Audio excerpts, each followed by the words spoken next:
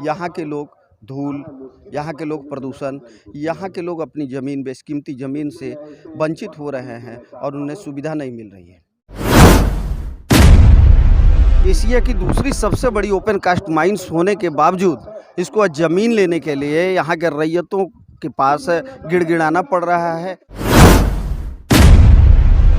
झूठ, वादा खिलाफी, ये इनकी विरासत है क्या पता नहीं। रैयतों को उनकी पुकार को, उनकी बातों को राज्य की हेमंत सरकार सुन पा रही है या नहीं।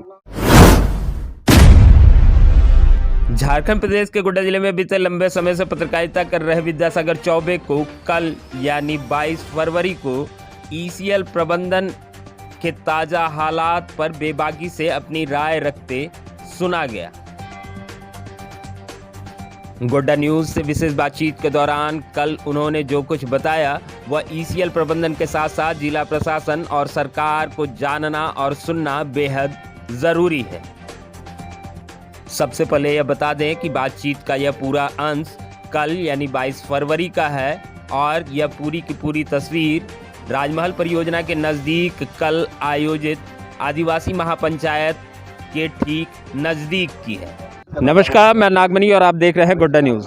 अभी हम खड़े हैं झारखंड प्रदेश गोड्डा जिले में स्थित राजमहल परियोजना के नज़दीक और हमारे पीछे आप देख सकते हैं कि यहाँ पर आदिवासियों का महापंचायत हो रहा है।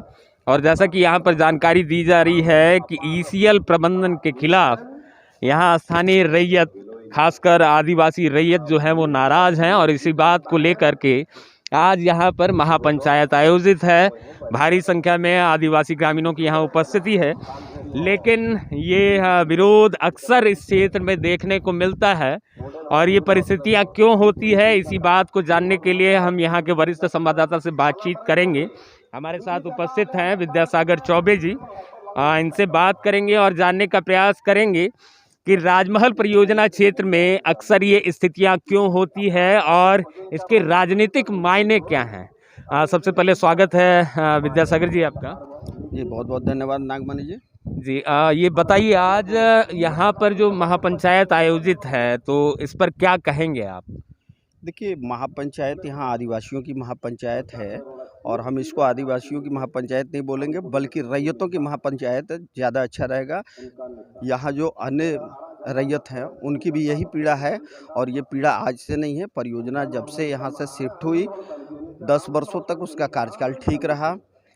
क्षेत्र बोआरीजोर है, खनन बोआरीजोर में होता है और विकास की जितनी भी गंगाएं बह रही हैं वो जिला में जाए मुझे उससे दिक्कत नहीं है, लेकिन ज़्यादातर हिस्से यहाँ से काट के बाहर चली जाती है। यहाँ के लोग धूल, यहाँ के लोग प्रदूषण, यहाँ के लोग अपनी ज़मीन बेशकीमती ज़मीन से वंचित हो रहे हैं और उन्हें सुविधा नहीं मिल रही है।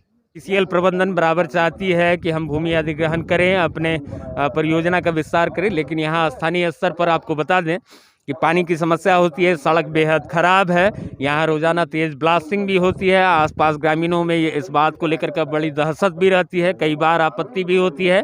हालांकि उन आपत्तियों का नतीजा नागमणि जी उसी का नतीजा है कि इसको ज़मीन नहीं मिल रही। इतनी बड़ी परियोजना आज संक्रमण काल से गुजर रही है। एशिया की दूसरी सबसे बड़ी ओपन कास्ट माइंस होने के बावजूद इसको ज़मीन लेने के लिए यहाँ के रैयतों के पास गिड़गिड़ाना पड़ रहा है। झूठ, वादा खिलाफी, ये इनकी विरासत है क्या पता नहीं। बहुत सारा मसला है इस तरह से जिनको यहाँ नज़दीक आकर के समझा जाता है और ये सरकार की भी जिम्मेवारी है। ये जिम्मेवारी हालांकि पिछली सरकार की भी थी, लेकिन अभी वर्तमान में जो सरकार है हेमंत सोरेन की सरकार, उनकी भी ये जिम्मेवारी है, जिला प्रशासन की जिम्मेवारी है। अब हालांकि देखना दिलचस्प होगा कि आने वाले वक्त में इन मसलों पर सरकार, जिला प्रशासन इन मसलों को गंभीरता से देखती है या नहीं। हालांकि एक बार फिर से हम पूरे आज के महापंचायत पर आएंगे। सबसे बड़ा विषय कि आज इस आंदोलन में यहाँ जो महापंचायत आयोजित है, यहाँ पर एक वो नारा यहाँ पर आज तेजी से गूंजता हम लोगों ने सुना कि जान देंगे जमीन नहीं देंगे। वैसे बता दें कि ये नारा कभी झारखंड मुक्ति मोर्चा लगाया करती थी।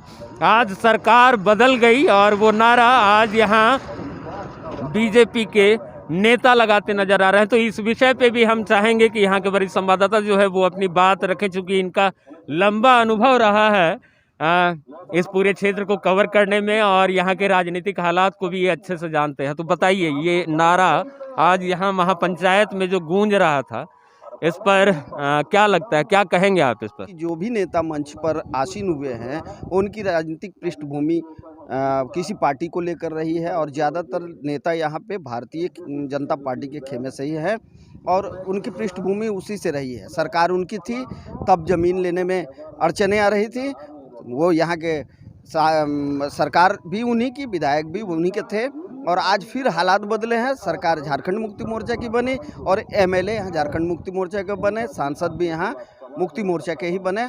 ऐसी परिस्थिति में ये पता नहीं रैयतों को, उनकी पुकार को, उनकी बातों को राज्य की हेमंत सरकार सुन पा रही है या नहीं, और अगर वो सुन पा रही है तो फिर ज़मीन उन्हें क्यों नहीं मिल रहा, रैयतों के साथ क्यों नहीं शांतिजनक समझौतेजनक अच्छी वार्ता हो, जो इनकी चाहत वो पूरी हो।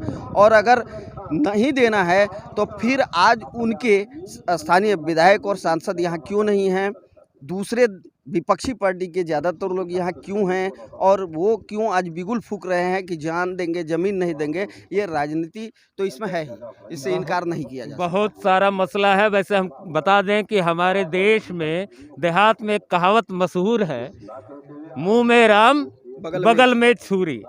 तो यही कहावत कहीं ना कहीं जो है जनप्रतिनिधि, हर राजनीतिक दल के जनप्रतिनिधियों के साथ ये स्वभाव देखने को, यहाँ के रैयतों को देखने को शायद मिलता रहा है और यही वजह है यहाँ ग्रामीण हर दौर में नाराज रहे हैं। अब देखना दिलचस्प होगा कि आने वाले वक्त में ग्रामीणों की नाराजगी समाप्त होती है या नहीं।